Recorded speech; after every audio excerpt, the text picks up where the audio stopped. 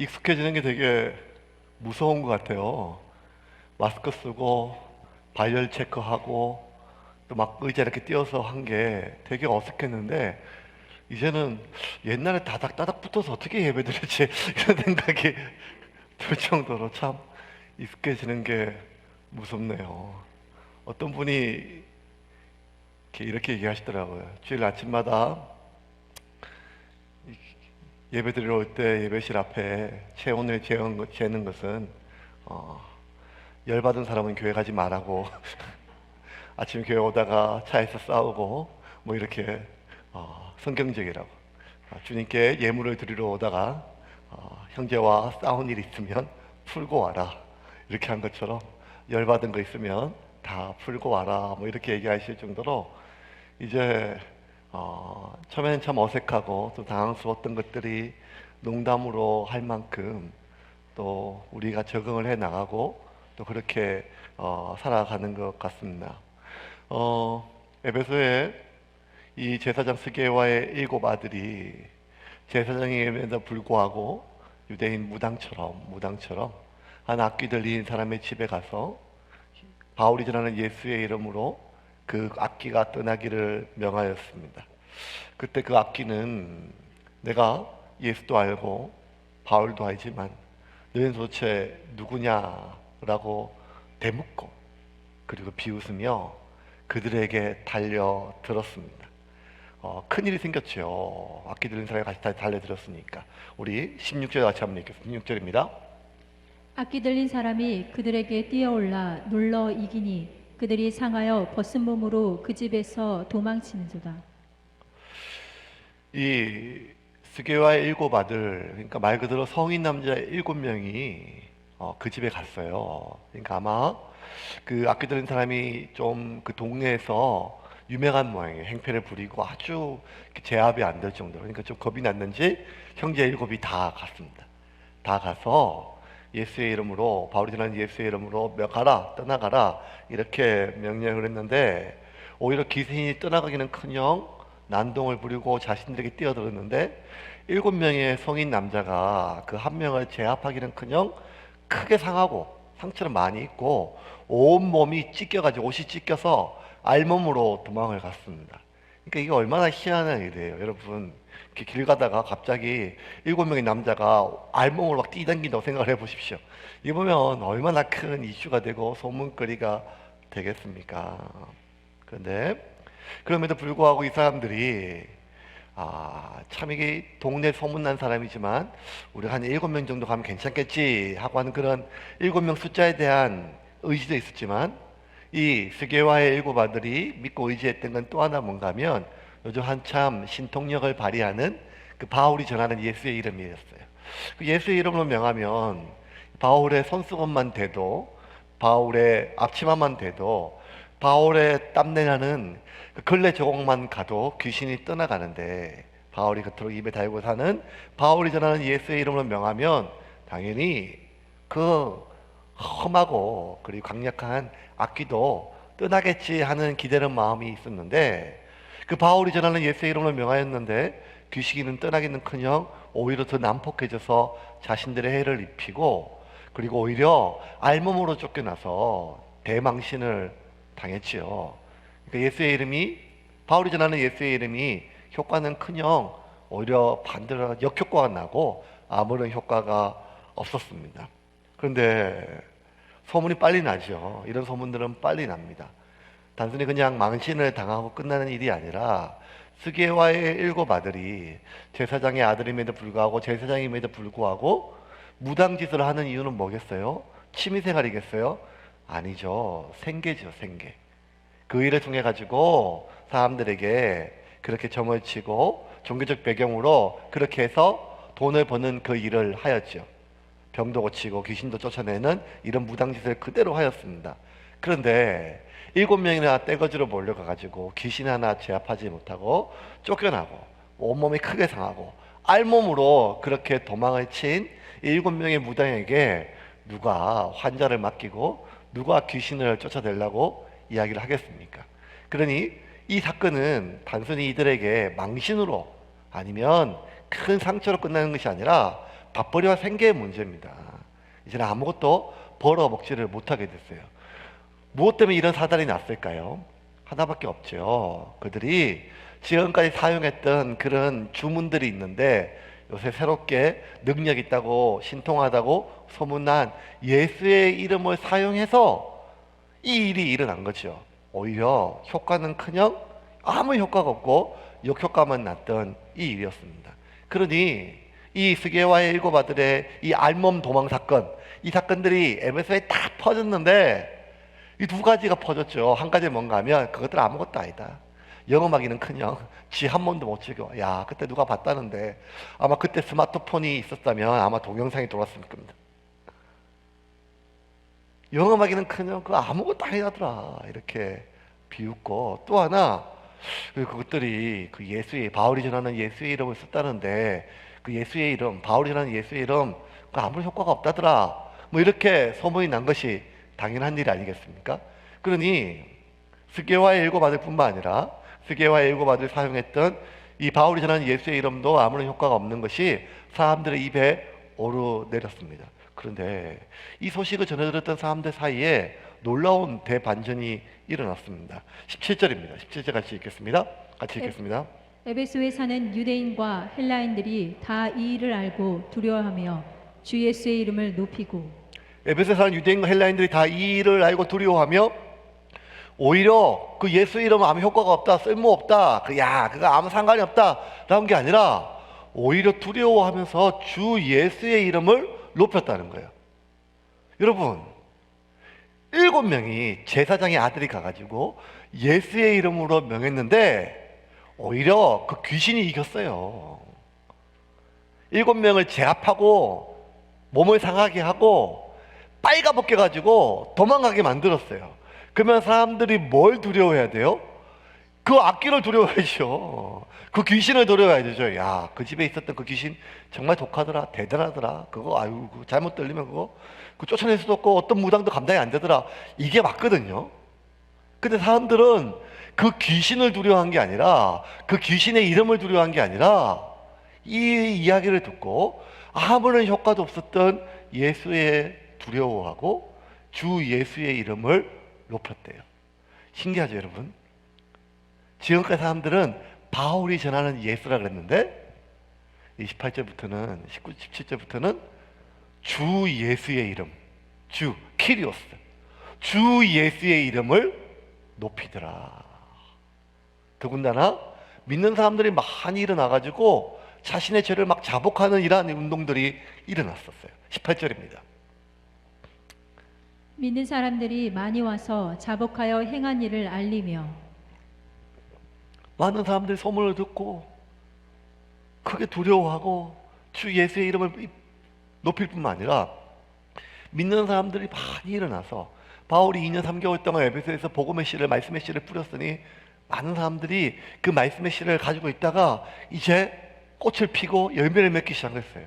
믿는 사람들이 많이 일어났어요. 뿐만 아니라 자신의 죄를 자복하기 시작했어요.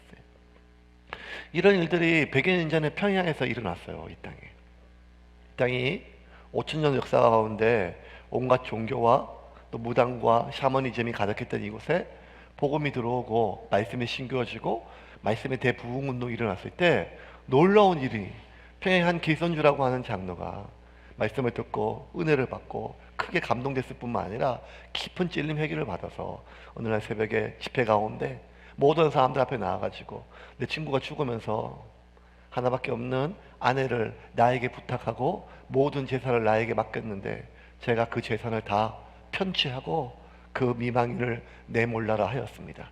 저는 이런 죄인입니다 하고 통곡하고 자복하자 많은 사람들이 멀쩡하게 아침부터 저녁까지 100년 전의 사경에는 새벽, 오전, 오후, 저녁 하루에 4번이지만 몇 시간씩 말씀을 듣는, 하루 종일 말씀을 듣는 그 말씀의 은혜 자리에 나도 그러하였습니다. 나도 누구의 구설 도적질하였고 내가 누구랑 부정하였고 어떤 아내를 탐하였고 남편을 탐하였고 뭐 이런 막 말로 다 할 수 없는 것들이 막 죄가 막 터져 나오기 시작하면서 평양에 대부흥 운동이 일어나가지고 평양에 교회를 다니지 않는 사람들에게조차 이게 무슨 일이냐, 사람들이 이렇게 자신의 죄를 자백하고 자신이 훔친 것, 남의 것을 강제로 빼앗은 것, 도둑질한 것들, 이런 것들을 다 갚고 자신의 죄를 고백하는 이런 운동이 일어났을 때 평양이 발칵 뒤집히고, 그때 일반 사가들은 이것을 대부흥 운동이라고 이렇게 명명하였죠.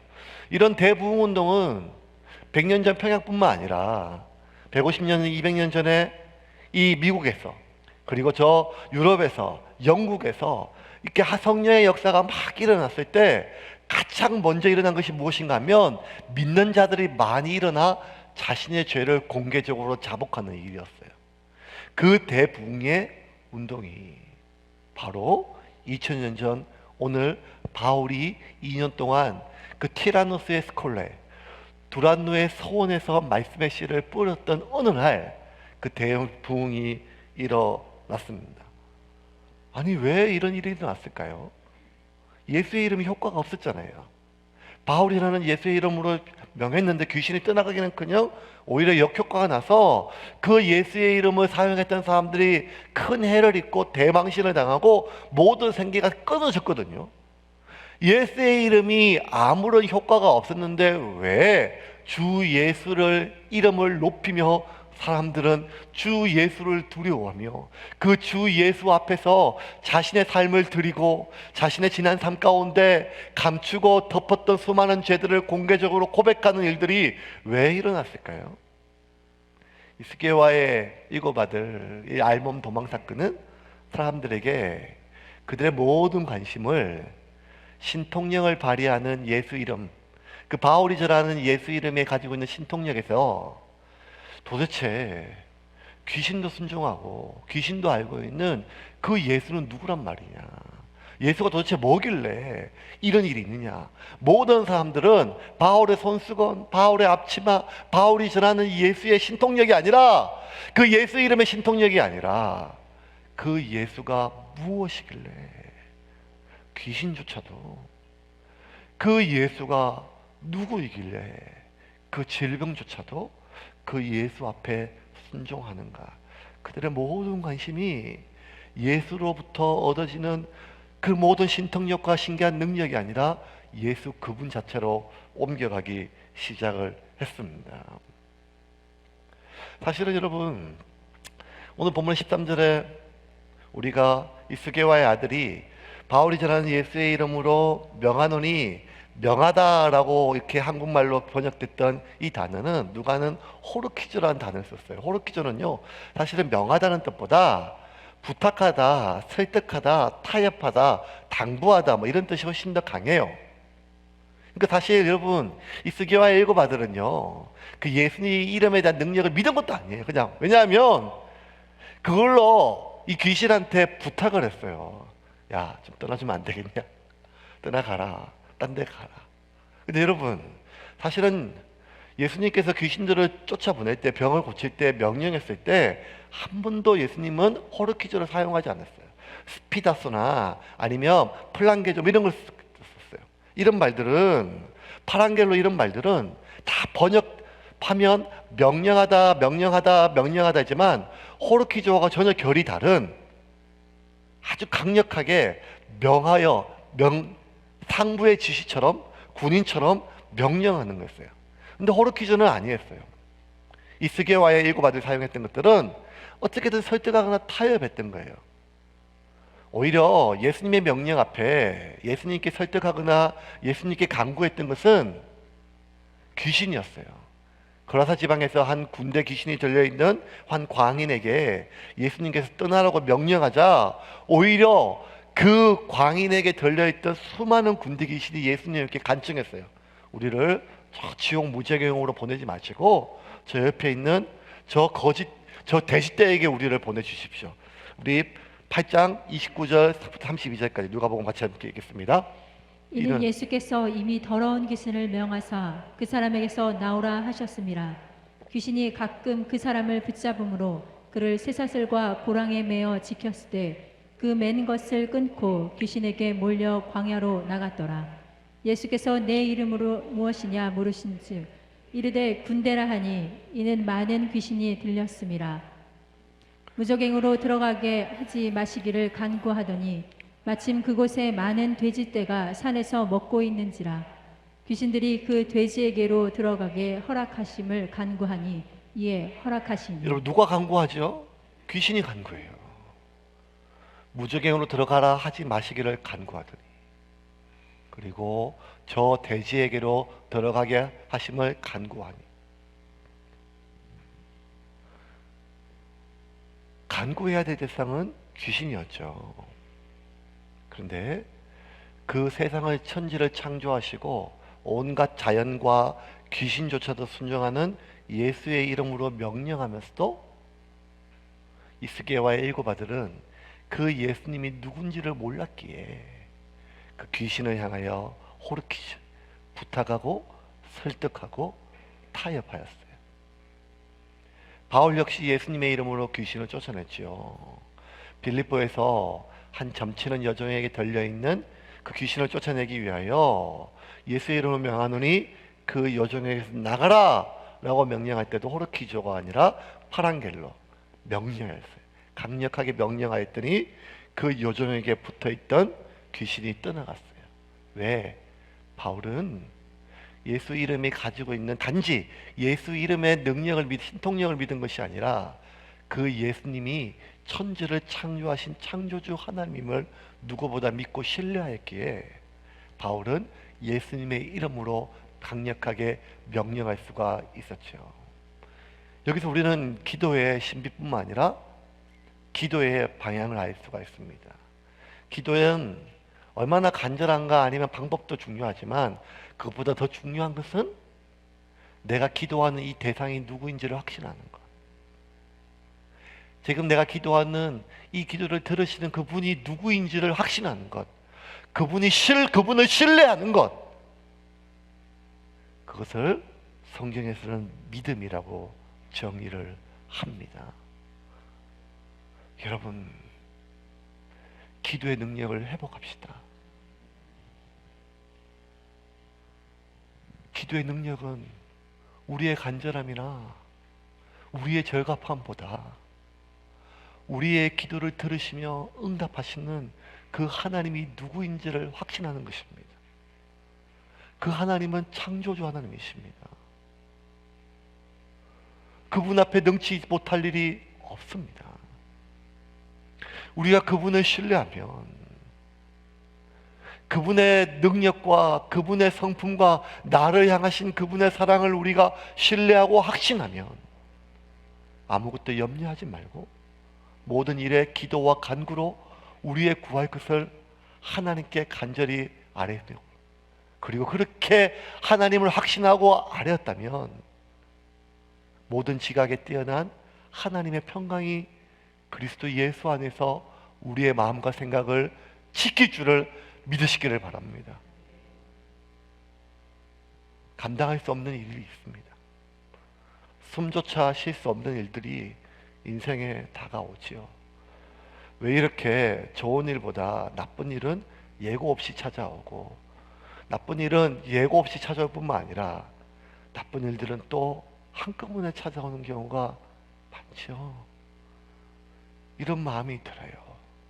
그 많은 깊은 근심 속에 잠을 이룰 수도 없거니와 잠을 겨우 새벽녘에 선잠을 자더라도 마음속에 내일 아침에 내가 눈을 안 떴으면 좋겠다, 이런 마음이 들 정도로 이건 내가 아무리 기도해도, 이건 내가 현재 가지고 있는 모든 것들을 다 동원해도 해결할 수 없는 그런 상황처럼, 사방에 우겨쌈을 당한 것처럼 모든 상황들이 밀려올 때 그냥 어디로 내가 꺼져버렸으면, 사라져버렸으면 좋겠다고 하는 마음이 들지요.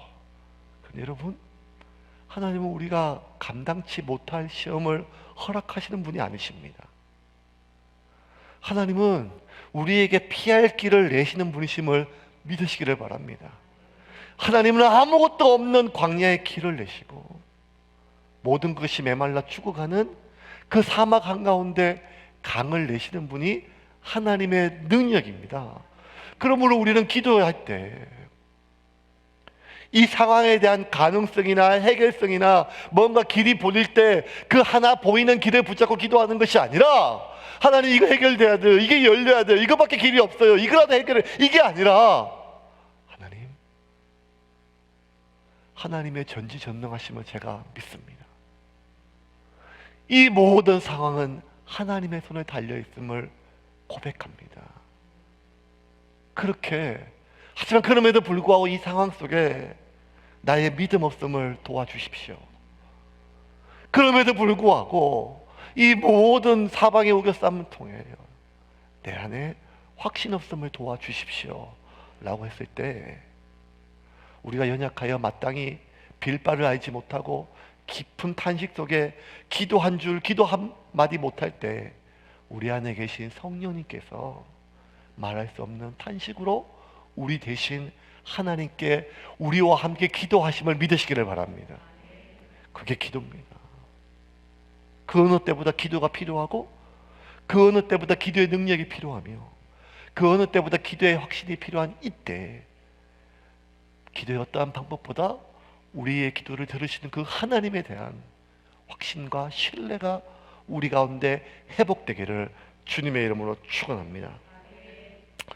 하지만 에베소에서 이 소식을 들었던 많은 사람들은 그 우리의 기도를 들으시는 그 하나님에 대한, 그 예수님에 대한 확신과 신뢰보다 오히려 그 예수 이름의 신통력이나 예수 이름으로 명하고 기도하는 기도의 방법에 그 관심을 얻었고, 그 일을 통해서 그 신통력으로 내가 얻을 수 있는 것, 아니 내가 간절히 구하는 그것들을 얻지 못할까봐 더 근심을 하였습니다.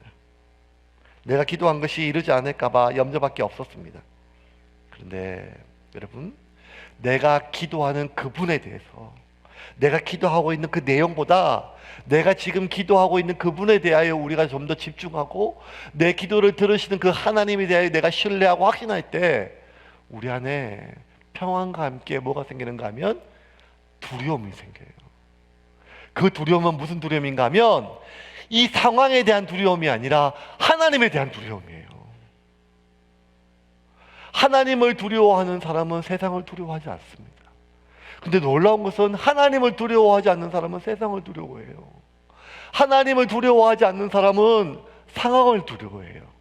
그런데 우리가 내가 간절히 기도하고 집착하고 해결하고 하는 이 기도의 제목보다, 이것 때문에 기도하지만 이 기도의 제목보다 내 기도를 들으시는 그 하나님께 집중하고 그 하나님을 더 신뢰하고 그 하나님을 더 확신하면 우리에게 평강이 찾아오고, 그 평강은 이 상황이 주는 두려움과 염려로부터의 벗어나는 평안이며, 우리에게 두려움이 생기고, 그 두려움은 천지를 창조하시고 지금도 불꽃 같은 눈으로 모든 것을 감찰하시는 하나님 그분에 대한 두려움이 우리에게 생기는 것입니다.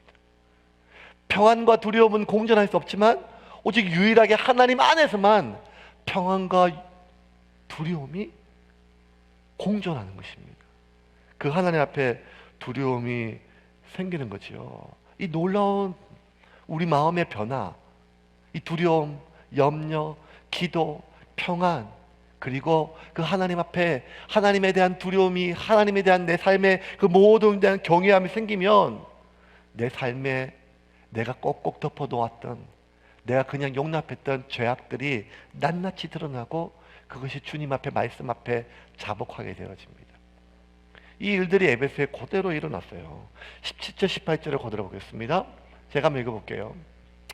에베소에 사는 유대인들과 헬라인들이 다 이 일을 알고 두려워하며 주 예수의 이름을 높이고 믿은 사람들이 많이 와서 자복하여 행한 일을 알리고. 여러분, 에베소에 사는 유대인과 헬라인들이 다 이 일을 알았어요. 이 일을 알았어요. 근데 이 일을 알고 뭘 만났는가 하면 예수 그분이 누구인지를 알게 됐어요. 예수 그분이 누구인지를 알게 되면 두려운 마음이 생겨요. 아, 그 신통하다, 나도 한번 써먹어야겠다, 이런 것이 아니라 두려움이 생겨요. 계속 좀 띄워줄까요, 그 말씀? 그리고 주 예수의 이름을 높이게 되고, 믿는 사람들이 자신의 죄를 공개적으로 자복하게 됩니다. 왜? 주 예수, 그 예수는 창조주 하나님임을 내가 발견했기 때문입니다. 그럼 이게 부흥이에요. 이게 부흥입니다. 하나님의 하나님 되심이 드러나는 것이 부흥이며 하나님의 하나님 되심이 고백되는 것이 부흥입니다. 스게와의 일곱 아들은 하나의 해프닝이지만 이 일을 통하여 에베소에 있는 많은 사람들이 예수가 누군지를 알게 되었고 예수가 누구인지가 드러났을 때 하나님의 하나님 되심이 드러났을 때 하나님의 하나님 되심을 고백했어요. 무엇으로? 자신의 죄를 고백하면서 많은 사람들 앞에서. 19절입니다. 같이 읽겠습니다. 또 마술을 행하던 많은 사람이 그 책을 모아 가지고 와서 모든 사람 앞에서 불사르니 그 책 값을 계산한즉 은 5만이나 되더라. 마술을 행하던 사람 13절에도 나와요. 유대인 무당들 엑소르키스테스 그때도 마술하는 사람 엑소르키스테스는 무당을 뜻해요. 그런데 19절에 마술 행하던 이 마술은요 페르에르고스 이 말은 뭔가 하면 점성가를 뜻해요. 점성가. 그러니까 이 당시 에베소는요 굉장히 많은 그 점성가들이 있었어요. 왜냐하면 이 에베소라고 하는 도시 자체가 아데미 신전을 중심으로 한 하나의 거대한 종교 도시였어요. 그래서 아데미 신전의 수많은 사제들, 그리고 그 사제들과 중심으로 수많은 그 샤먼과 무속과 무당들과 점성가들이 서로 어울려 가지고 하나의 큰 산업으로, 그래서 그 종교와 샤먼과 그러한 것들을 기대어 사는 많은 종교인들이 몰려있는 도시였어요. 그 중에 한 축을 누가 담당했는가 하면 바로 페리에르고스, 점성구사, 마술을 하는 사람들이라고 번역됐지만 이 점성, 하늘에 있는 별자리를 보고 인간의 운세나, 당시에 오늘날 대한민국에 태어난 사람은 자신이 태어난 날이 며칠인지를 알지만 당시에 에베소에 태어난 사람은 자신이 어느 별자리에 태어난지를 다 알았어요. 왜냐하면 그것이 나의 운명이기 때문에. 그래서 그 점성가들이 신기한 걸로 많이 사람들을 점을 치고 그리고 사람들의 길흉화복을 정해 주었습니다. 그리고 그걸로 생계를 이었죠. 그들이 굉장히 많았습니다. 근데 이 페르에르고스가 자신들이 그동안 사용했던 밥벌이였던 그 마법책을 다 가져와가지고 수일 동안 불을 태웠다는 거예요. 에베소에 있는 사람들이, 믿는 사람들이 많이 일어나고 주 예수의 이름을 높이고 예수를 두려워하고 자신의 죄를 자박했을 뿐만 아니라 이런 점성사들, 무당들이 점성술사들까지 들어와서 자신들의 밥벌이를 다 불태웠다는 것입니다. 그들이 예수 이름에 대한 신통력을, 관심을 가지다가 이 스게와 일곱 아들 사건을 통해서 예수가 누구인지에 대해서 조금씩 알게 되고 그 예수가 누구인지를 알게 되고 깨닫게 되었을 때 그 예수 앞에 자신의 삶을 드리고 지금까지 자신의 밥벌이였던 이 점성술이 다 잘못된 것을 넘어 거짓임을 넘어 죄악임을 깨닫고 자신의 모든 생계였던 이 점성술 책을 다 불태웠다는 것은 에베소에서 발칵 뒤집힐 만한 놀라운 센세이션이었어요. 왜? 아니, 신앙은 신앙이고 밥벌이는 밥벌이잖아요. 이렇게 다 태우면 이제 뭘 먹고 살아요? 한 15년 전인가 제가 다른 교회에 있을 때 이제 다른 교구 목사님이 저한테 상담을 왔어요. 교구 이제 선임 목사니까. 새 가족 등록했는데 이번 주에 개업 예배 드리러 와달라고 하는데 어떻게 해야 될지 모르겠더라고요. 왜 빨리 가서 예배 드려? 새 가족인데 그랬더니만 목사님 호프집이에요. 그러더라고요. 하나님 이 지역에 있는 많은 사람들이 여기 많이 볼때같이 몰려들어서 이렇게 어떻게 해야 돼요? 그래서 가야 되나 말아야 되나? 고민이 되죠. 새 가족이 처음 왔으니까. 그러니까 오랫동안 고민해가지고 돈 모아서 진행했던 일인데 마침 그 시기에 교회를 갖게 됐고 옆에 있는 사람들이 개업 예배 드리라고 얘기했겠죠. 그래서 부탁했겠죠. 목사가 하는데 목사가 어떻게 해야 될지 모르겠죠. 고민했대. 그래서 저도 마치 고민을 했어요. 야, 이거 어떻게 해야 되지? 그냥 속으로 예배는 드리지만 속으로 망하라고 기도해라? 이렇게 할 수도 없고 이게 굉장히 골치 아픈 일이 생겨요. 왜냐하면 생계가 달려있으니까요. 퇴직금 다 털어놓고 뭐 다 해가지고 이걸 어떻게 하겠습니까? 갈등이 일어나죠. 왜냐하면 생계와 관련된 거니까. 그런데 2000년 전 에베소에 이 페르에로고스, 이 점성구단은요 갈등하지 않아서 단호했어요. 자기들이 지금까지 벌어먹었을 뿐만 아니라 앞으로 벌어먹어야 될 그 생계를, 그 책들을 다 불태웠어요. 이 불태우는 것이 한 번의 이벤트가 아니라 수일 동안 반복적으로 사람들이 갖고 와가지고 마법책을 채웠어요. 그 점성술의 책을, 마법책을 채웠어요. 근데 누가는요 이 사건을 기록하면서 얼마나 많은 양의 마법책이 버려졌거나, 얼마나 수일 동안 오랫동안 불길이 치솟았거나, 아니면 얼마나 많은 마법사들이 왔는가, 자신의 책을 버렸는가, 그걸 기록하지 않고 독특하게 뭘 기록했는가 하면 그 책값을 다 모아보니 5만이었더라. 이렇게 한번 볼까요? 19절입니다. 다시 한번 보겠습니다. 19절 같이 읽겠습니다. 또 말술을 행하던 많은 사람이 그 책을 모아가지고 와서 모든 사람 앞에서 불사르니 그 책 값을 계산한즉 은 5만이나 되더라.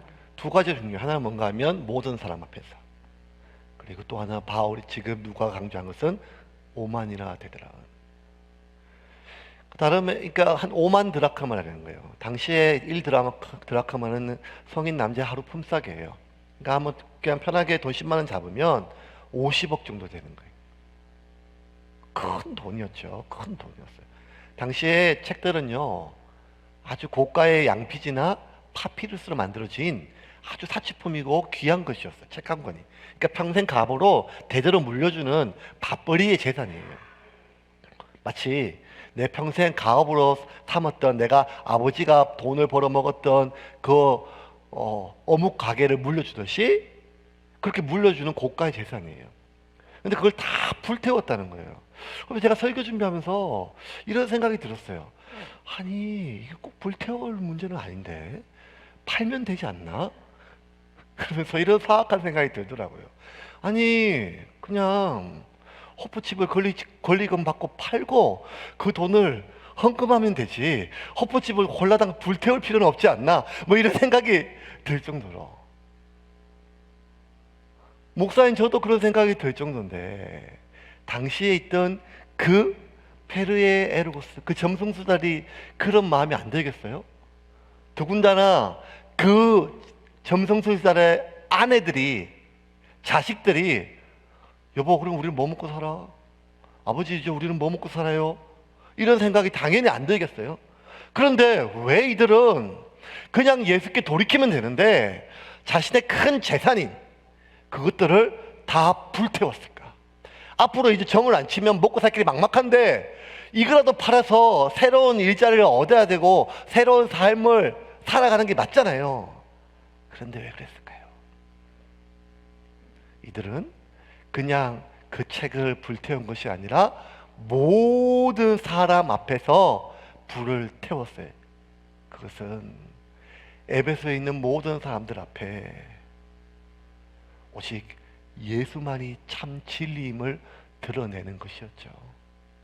자신이 지금까지 걸어왔던 길이 잘못된 길일 뿐만 아니라 오직 예수만이 참 하나님임을 모든 사람에게 드러내기 위하여 모든 사람 앞에 책을 채웠어요. 또 하나 무엇인가 하면 내가 지금까지 잘못 살았다, 이게 다 거짓이었다, 내가 예수께 돌이켰다, 그리고 회개하는 것이죠. 인정하는 것이에요, 모든 사람 앞에서. 그런데 내가 잘못했다 회개하고 돌아서고 인정하고 용서를 구하는 것은 내가 나의 잘못을 인정하고 끝나는 것이 아니라 그 잘못이 지금까지 나에게 주었고 앞으로 줄 수 있는 모든 즐거움과 이익, 그것이 비록 평생에 나에게 유일한 돈벌이와 생계라 할지라도 그것이 잘못이라면 과감하게 단호하게 불태우고 돌아서는 것이 바로 회개임을 그들의 입이 아니라 그들의 삶으로 사람들에게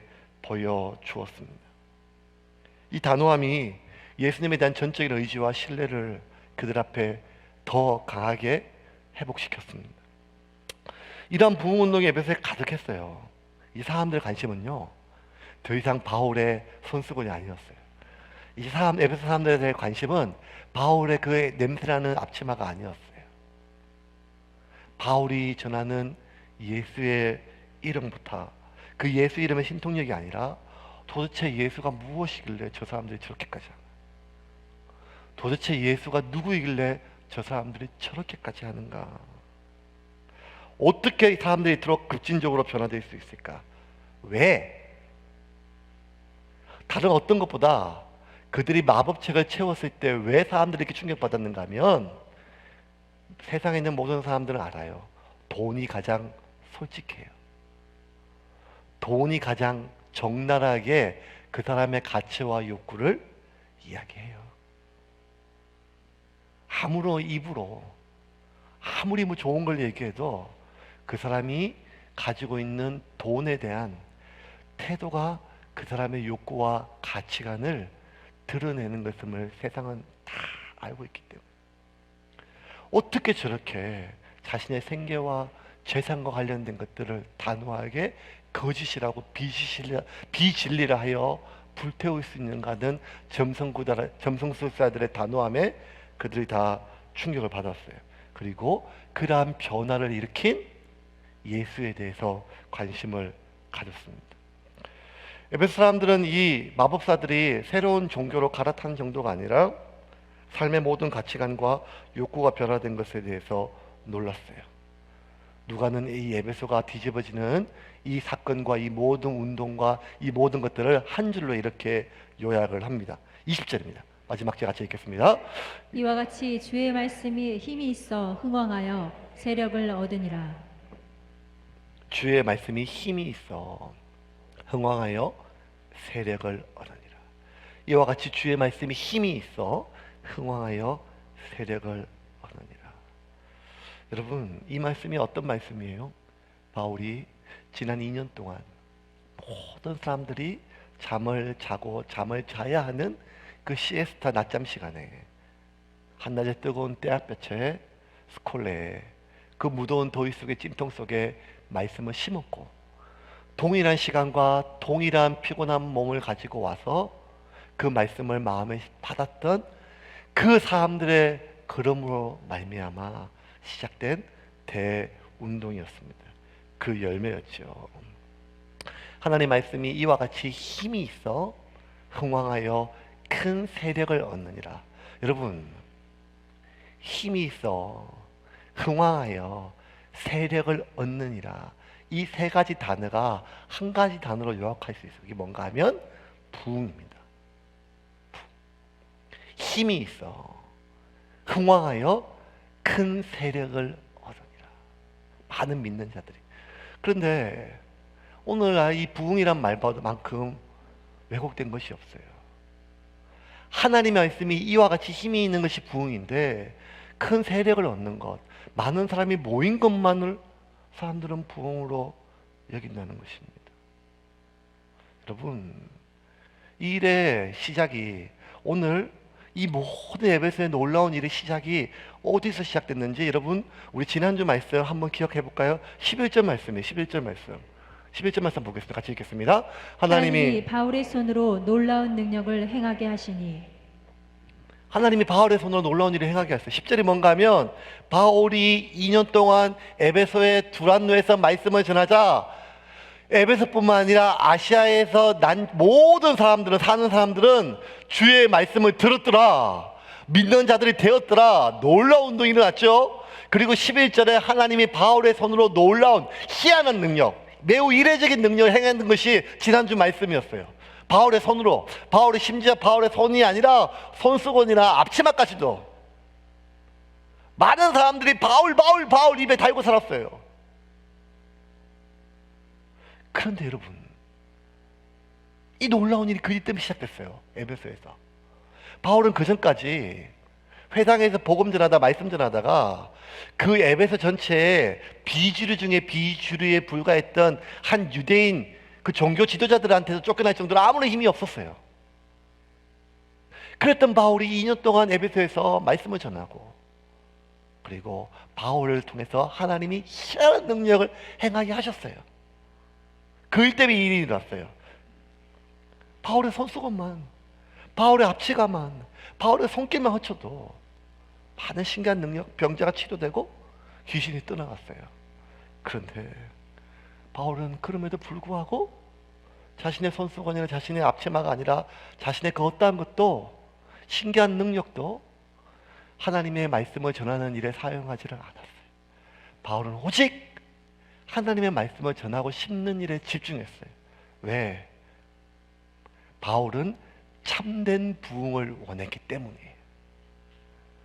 손수건 때문에, 그 앞치마 때문에 사람들이 몰려오는 걸 원하지 않았어요. 예수 이름에 신통한 능력 때문에 사람들이 몰려오는 걸 원하지 않았어요. 왜냐하면 그들은 무리에 지나지 않기 때문에. 그 무리들은 그 신기한 능력과 신통력과 그 소문과 그 수없이 늘어나는 빵 조각과 물고기에 관심을 갖고 모여든 무리들은 언제든지 주님을 배반하고 떠날 수 있기 때문이에요. 언제? 그 빵이 멈추었을 때, 그 물고기가 멈추었을 때, 더 이상 신기하지 않고, 더 이상 재미있지 않고, 더 이상 흥미롭지 않을 때 언제든지 돌아설 수 있는 것이 무리였기 때문이에요. 바울은 참된 부흥, 하나님의 말씀이 이와 같이 힘이 있어 오직 하나님의 말씀을 통하여 예수 그리스도를 인격적으로 만나고 그 하나님 앞에 자신의 삶을 드린 그 사람만이 자신의 삶을 오직 하나님께 한 분만 의지하고, 그리고 자신의 모든 것들이 하나님의 뜻이 아니라면 그 대가 지불이 무엇이라 할지라도, 그것이 자신의 평생의 생계라 할지라도 과감하게 버려두고 주를 쫓을 수 있는 그 사람, 그 사람의 변화, 그것이 참된 부흥임을 누구보다 바울은 알았기 때문입니다. 이제 말씀을 좀 정리하겠습니다. 그리스도인은 종교가 변화된 사람이 아닙니다. 기도하는 방법이 변화된 사람이 아니에요. 절에서 기도하다가 교회에서 기도하고, 부처님께 아뢰다가 하나님께 기도하는 그 정도가 아니랍니다. 그리스도인들은 종교를 바꾼 사람이 아니라 삶을 바꾼 사람. 삶의 주체가 내가 아니라 하나님 앞에 내 삶을 맡긴 사람이 그리스도임을 믿으시기를 바랍니다. 나의 모든 가치관과 욕구가 변화된 사람이. 근데 많은 사람들이 예수를 10년이나 20년 믿었는데 가치관과 욕구는 하나도 바뀌지 않고 오직 자신의 가치관과 욕구를 실현하는 방법만 바뀌었어요. 10년 전에는 내 주먹을 믿었는데, 10년 전에는 돈을 믿었는데, 10년 전에는 무엇을 믿었는데, 아니 10년 전에는 내가 절에서 빌고 통도사에서 빌고 5년 전에는 내가 성황당에서 빌었는데 이제는 동일한 내 간절한 욕구를, 똑같은 기도의 제목을 하나님께만 빈다면 그 우리의 기도가 잘못된 것이 아니라 여전히 그리스도 안에 우리의 가치관과 욕구는 하나도 변하지 않은 채 그것을 구하고 얻는 방법과 그 대상만 바뀌었다면 우리는 아직도 주님 앞에 내 삶을 완전히 드리지를 못했습니다. 참된 부흥은 무엇일까요? 참된 부흥은 세력, 숫자가 많아지는 것이 참된 부흥이 아니라 말씀이 이와 같이 힘이 있어 홍황하여 내 삶을 완전히 변화시키는 그 변화가 참된 부흥입니다. 예수 믿는 국회의원들이 많아지는 것이 부흥이 아니라는 것이에요. 정치의 논리를 이기지 못한다면 어떻게든지 당선은 돼야 될 거 아니야 라고 말한다면 그 숫자가 아무리 많아진들 정치는 변화될 수가 없습니다. 교회 다니는 큰 기업 사장님이 많아지는 것이 부흥이 아닙니다.